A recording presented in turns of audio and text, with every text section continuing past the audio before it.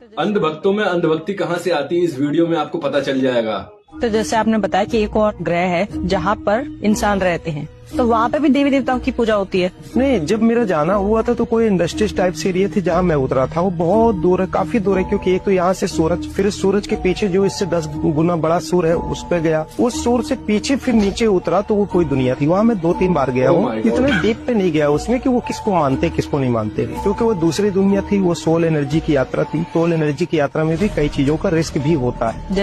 जैसे कि हम सोल एनर्जी से कहीं जाते हैं, जैसे मैं एलियंस की दुनिया में कई बार गया और वो इतने ताकतवर हैं कि वो सोल एनर्जी को भी भांप लेते हैं कि कोई आया है। तो वही तो, आपको कभी डर नहीं लगा कि अगर मान लीजिए वहाँ पे आपसे ज्यादा पावरफुल लोग हुए या एलियंस हुए तो आपको आना अगर मुश्किल हो गया तो? कई बार ऐसी घटना घटी हमारे साथ, कई बार सामना हुआ, एलियंस के पीछा किए कई बार उनकी सोल एनर्जी, तो उसमें भी कई बार इसका फेस मैंने किया है। इसीलिए तो जो उस दुनिया में मैं गया तो वहाँ से फिर मैं जल्दी रिटर्न आया, क्योंकि